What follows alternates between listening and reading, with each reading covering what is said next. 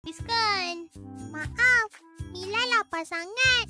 Janganlah marah. Okeylah, tak apa. Mina sayang Mila. Mina maafkan. Mina nak ikut Nabi Muhammad SAW. Suka memaafkan orang. Dah tahu? Jom jadi pemaaf. Real Class. Bismillahirrahmanirrahim.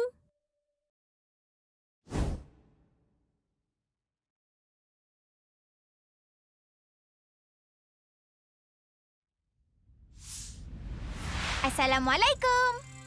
Dalam episod lepas, kita dah dengar kisah Nabi Muhammad SAW yang bijaksana sekaligus menjadi orang kepercayaan kaum Arab Quraisy.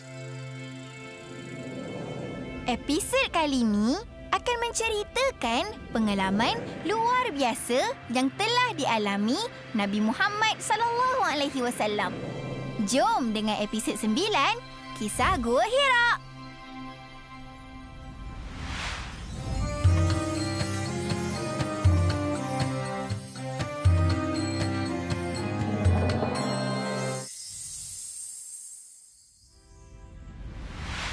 Kalau semua masih ingat, selepas kejadian yang lalu, penduduk kota Mekah semakin kagum dengan peribadi mulia baginda.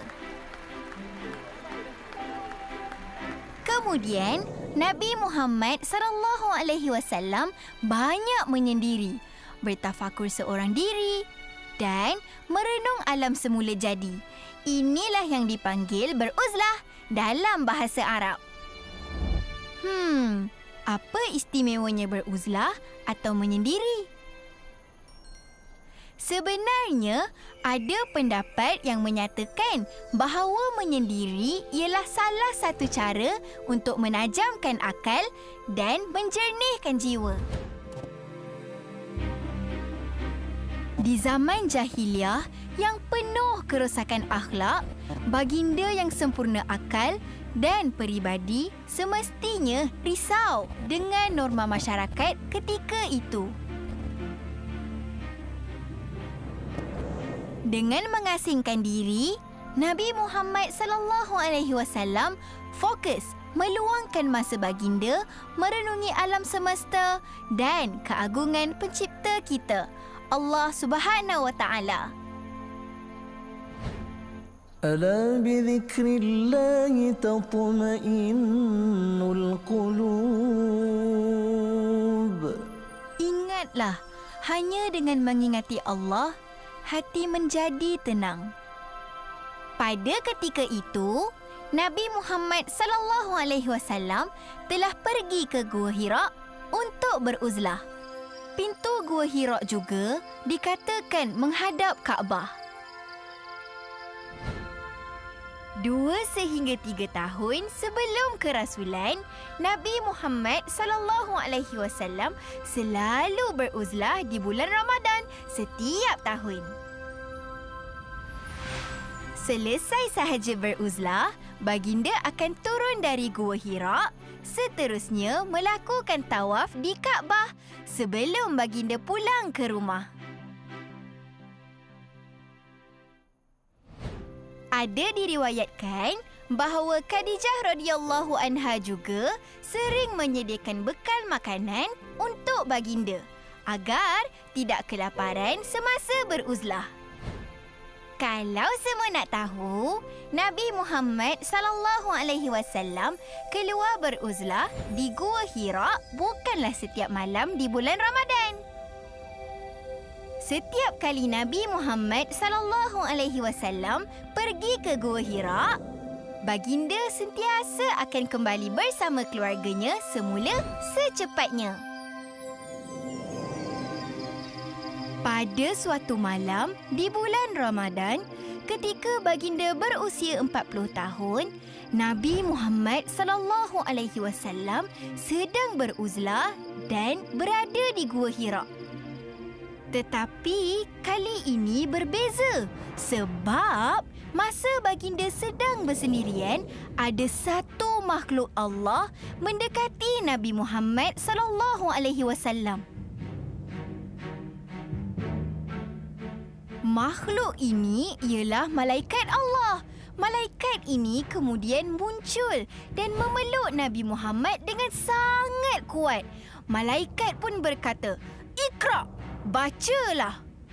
Nabi Muhammad terkejut sebab baginda tidak tahu siapakah yang memeluk baginda.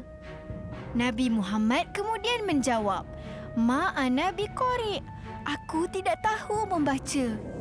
Mendengar jawapan Nabi Muhammad, malaikat melepaskan pelukan. Tidak lama kemudian, malaikat memeluk semula Nabi Muhammad dan berkata, "Iqra, bacalah." Nabi Muhammad pun menjawab dengan jawapan yang sama. "Ma ana biqari', aku tidak tahu membaca." Malaikat memeluk baginda dan bertanya untuk kali ketiga. Dan Nabi Muhammad masih juga dengan jawapan yang sama. Hikmahnya, malaikat memeluk baginda sebanyak 3 kali ialah sebagai persiapan Nabi Muhammad SAW menerima sesuatu yang luar biasa. Wahyu pertama baginda sebagai utusan Allah Subhanahu Wa Taala. Apa yang berlaku ialah kejadian yang benar-benar terjadi, bukan mimpi. Akhirnya, malaikat pun mengajarkan kepada baginda. Bismillahirrahmanirrahim. Iqra' bismi rabbikal ladzi khalaq. خلق الإنسان من علق اقرأ وربك الأكرم الذي علم بالقلم علم الإنسان ما لم يعلم. Nabi Muhammad SAW kemudian tiba di rumah dan disambut oleh Khadijah radhiyallahu anha. Baginda dalam keadaan amat gemetar dan bersabda, "Zamiluni, zamiluni, selimutkan aku, selimutkan aku."